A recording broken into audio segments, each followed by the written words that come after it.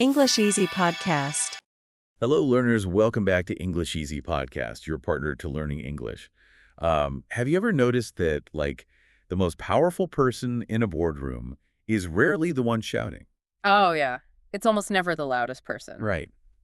Today, we are exploring a really fascinating secret kind of strength. It's a strength that completely bypasses volume. We're talking about true calmness. And we're really going to uncover why being genuinely calm actually makes other people incredibly nervous. Yeah, it does. It really does. So our mission for this deep dive is to unpack the profound difference between just being quiet and actually being composed. Because there is a huge difference there. Exactly. And we want to show you how emotional steadiness is, honestly, the ultimate shortcut to speaking fluent English, especially if you want to succeed in high-pressure professional environments. Yeah, for all of you university students and young professionals out there navigating your careers right now, this is so relevant. We're talking about turning an emotional state into a tangible skill. And before we jump in, just a quick note on the rules for today. We won't be citing exactly where all these insights came from. Right, no academic citations today. No, we are focusing entirely on digesting the concepts.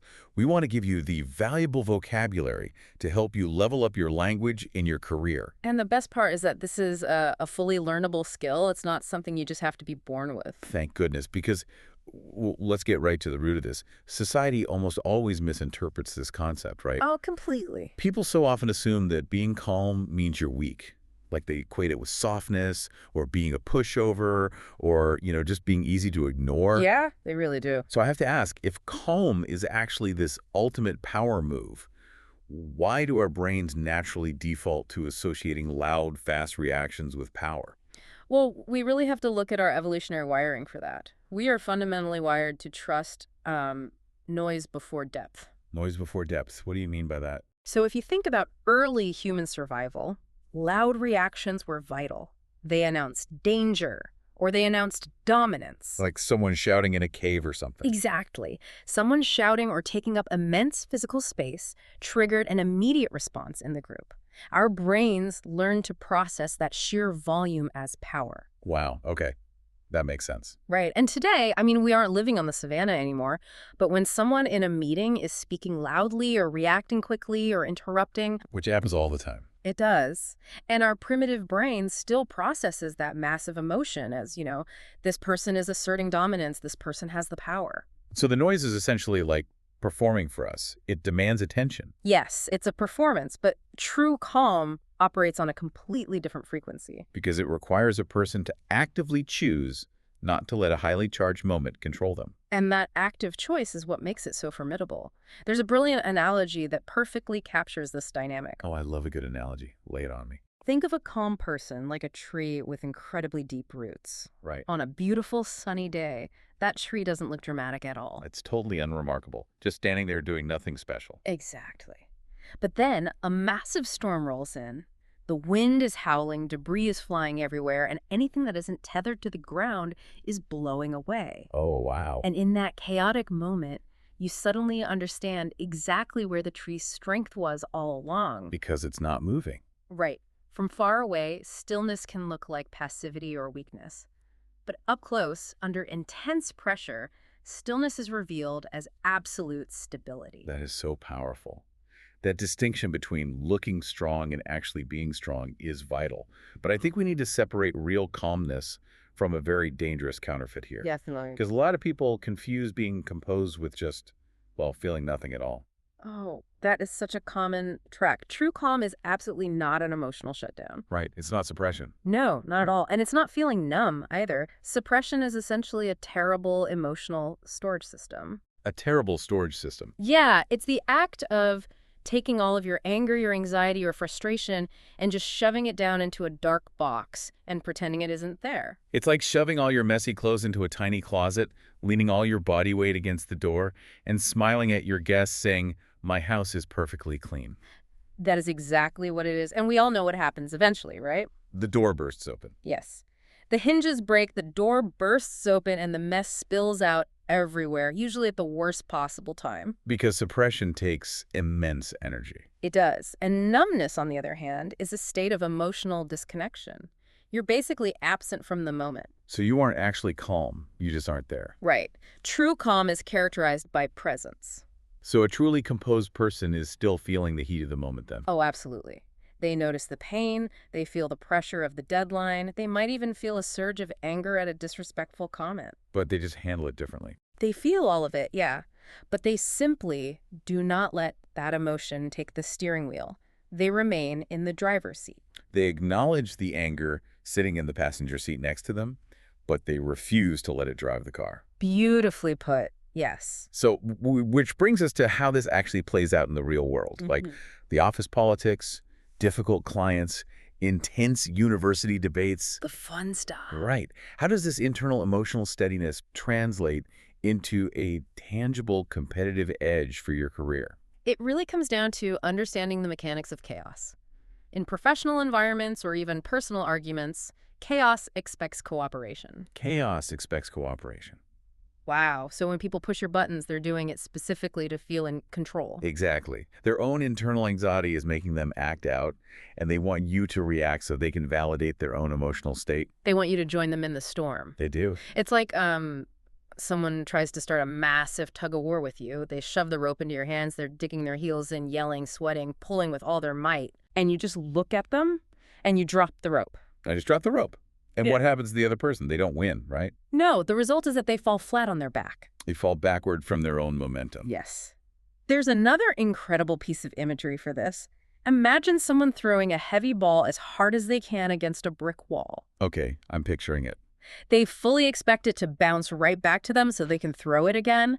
But right as the ball leaves their hands, they realize the wall isn't even there. Oh, wow. So the ball just flies into empty space. Exactly. When you refuse to feed the chaos, when you refuse to match their elevated heart rate and raised voice, it leaves the drama standing there entirely by itself. And the instigator is suddenly fighting a war entirely with themselves. That must make them feel deeply unsettled. Oh, it makes them incredibly unsettled. They were relying on your defensiveness to fuel their argument. By giving them nothing to push against, you strip them of their leverage. That emotional restraint acts as, like, an invisible shield. And this shield protects two very specific assets in the workplace, right? Your clarity and your dignity. Let's explore clarity first. Because when pressure hits, maybe a major client threatens to leave or a project fails, it creates a false sense of urgency. Yeah, the mind becomes incredibly noisy. Pressure tricks the brain into thinking you have to solve everything in the next 5 seconds. And when your mind is noisy, your decision-making degrades. You speak too fast, you over-explain yourself, or you agree to unreasonable demands just to relieve the tension in the room. Exactly. But calmness acts as a buffer. It gives your mind a fraction of a second of space between the stimulus and your response. And that tiny fraction of a second is what stops you from sending a fiery email at 4 p.m. that you will deeply regret by Friday morning. We've all been there. Which naturally leads to the second asset, your dignity. There is a profound insight on this that applies universally. Let's hear it. Future you is not impressed by dramatic behavior. Future you is deeply tired. Oh my gosh. Future you is deeply tired.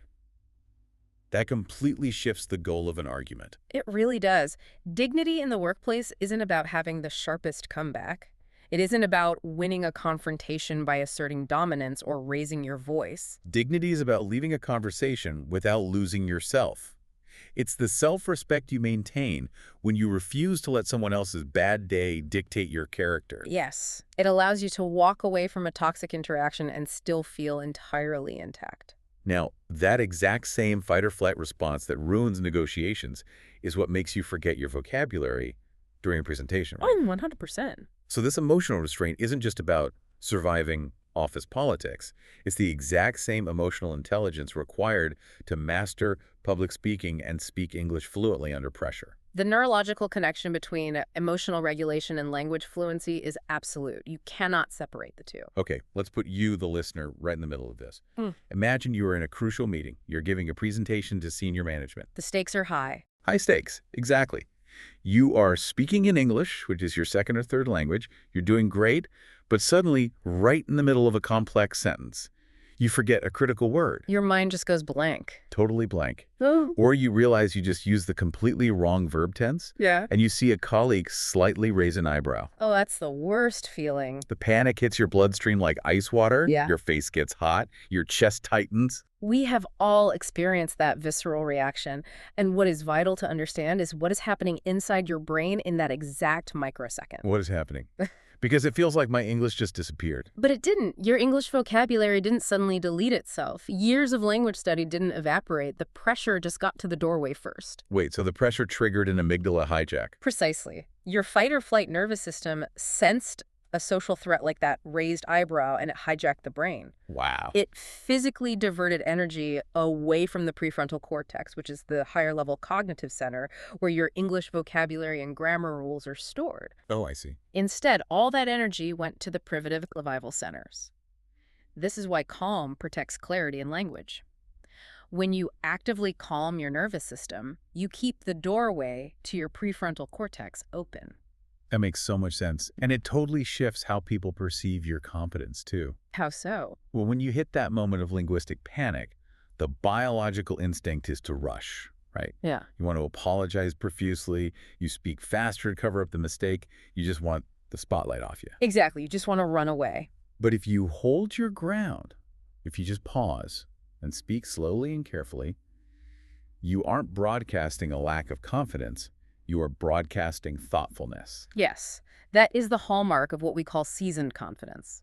True confidence isn't the absence of mistakes. Right. It's seasoned by experience. Exactly. Confident speakers project calm because they've already survived the embarrassment of making mistakes in the past. They've been through the awkward pauses, they've forgotten words on stage, and they realized that they survived. The world didn't end. Right. So now when they stumble over a word, they don't shrink down. They don't offer a 5-minute apology for their English. They just correct themselves and keep moving forward. But I mean, it's so hard not to just freeze when everyone is staring at you in a quiet room. How do you practically build this resilience? Yeah. How do we override that biological response? That is the real challenge. You have to train your body to do the exact opposite of what its survival instinct is demanding. Which is hard. It is. It all comes down to the practice of self-regulation. When the panic hits, your body wants speed. You must force a physical pause. So what do? You literally close your mouth, you take one deliberate grounding breath, and you ask yourself an internal question. What does this moment need from me? Notice how different that is from asking, what do I feel like doing right now? Exactly. Your panic wants you to flee or apologize, but the moment just needs you to finish the thought. Right. The goal of that deliberate pause isn't to suddenly conjure flawless Shakespearean English. No, the goal is to produce steady English. Steady English. That is such a liberating concept.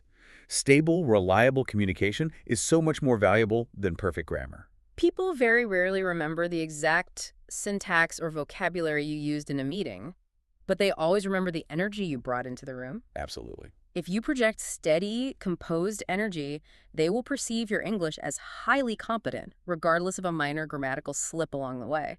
Okay, to truly own these concepts in your career and to project that competent energy, you need the vocabulary to talk about them. You really do. So we're going to slow down right now for a dedicated pronunciation and vocabulary clinic using the advanced terms we just uncovered. This is a critical step for intermediate learners.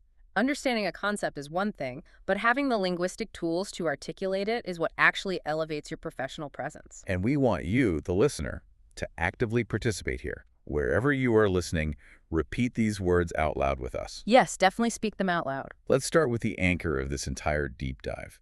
The word composed. It's much richer than just saying calm. To be composed implies an architectural steadiness. You are put together. And pronunciation-wise, the weight of the word falls heavily on the second syllable. Composed. Composed. If you stress the first syllable, you lose that steady rhythm. Try saying it now. Composed. You can hear the stability in the word itself. You would use it to describe someone's demeanor under fire. Like, even when the client started aggressively challenging the data, she remained completely composed. Great example. Next is a fantastic verb for the workplace. Misread. Misread. This is when a situation or a person is understood in the wrong way. Right. The mis prefix indicates the error. As we discussed earlier, a composed person's silence is often misinterpreted by loud people. Yeah, you could say, because he didn't raise his voice to argue back, the rest of the team misread his silence as weakness. Which brings us to the word provoke. Oh, this is a strong one. To provoke someone is an active, intentional push. It's poking the bear. You're pushing someone emotionally to get a reaction. Notice the strong V sound in the middle, provoke. Provoke. Exactly. During the negotiation, they continually questioned our timeline, trying to provoke us into making a rash decision. And what happens when you refuse to be provoked? You leave the other person feeling unsettled. Unsettled. This is a great descriptive word. It means feeling uncomfortable, unsure, or emotionally shaken. The foundation has been rocked. When she simply smiled and dropped the rope in the argument, her calm response left the aggressive manager feeling entirely unsettled. To achieve that outcome, you have to utilize restraint. Restraint. This is the physical and emotional act of holding yourself back from reacting too quickly. It's the pause between the stimulus and your response. The straint part of the word sounds tight, almost constricted, which reflects its meaning. Restraint. Yeah, restraint. It took a massive amount of restraint not to reply immediately to that insulting email. Now let's look at that crucial psychological distinction we made earlier. First, suppression. Pushing feelings down into that terrible emotional storage system.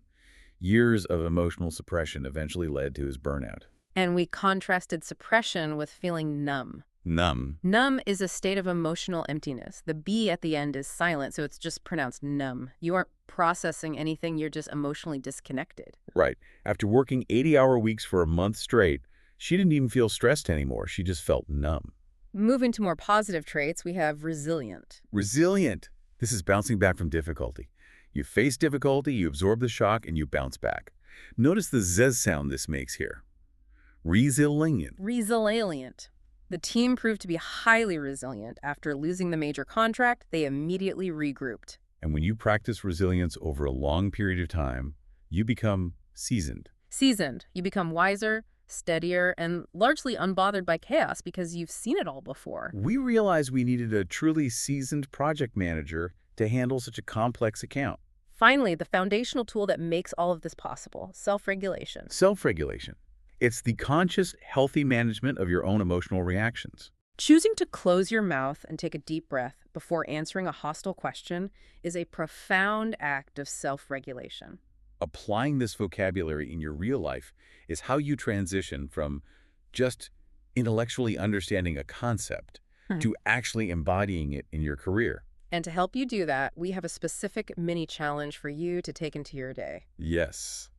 Look back at the words we just explored. Pick just two of them today, maybe, composed and restraint, and try to build them into a sentence during your next meeting or your next English conversation. Use the vocabulary to own the concept. And as you practice those words, take a moment to reflect on your own physical responses in high-stakes environments. Yeah, the next time you're speaking English under pressure, how will you handle the storm? Will you let the pressure dictate a false sense of urgency? Or will you use your restraint to drop the rope, breathe, and remain composed? That deep-rooted tree mentality really changes how we view language learning as a whole, doesn't it? It really does. It's not just about memorizing grammar rules. It's about mastering yourself. And I think it leaves us with a fascinating new angle to consider. We spend so much time worrying about what we're going to say next and trying to be perfect. Oh, constantly. But what if the ultimate sign of fluency isn't never making a mistake? Wait, really? What is it then? What if true fluency is having the profound, quiet strength to make a mistake, smile, and keep speaking without losing your inner peace? Wow. Making a mistake, smiling, and keeping your inner peace. That is incredible. Because if you can do that, you're the most powerful person in the room. You really are. Please take that thought, ponder it, and let it build your confidence this week. Thank you so much for joining us for this deep dive. Keep practicing, keep growing, and most importantly, stay steady. We will be right here waiting for you next time.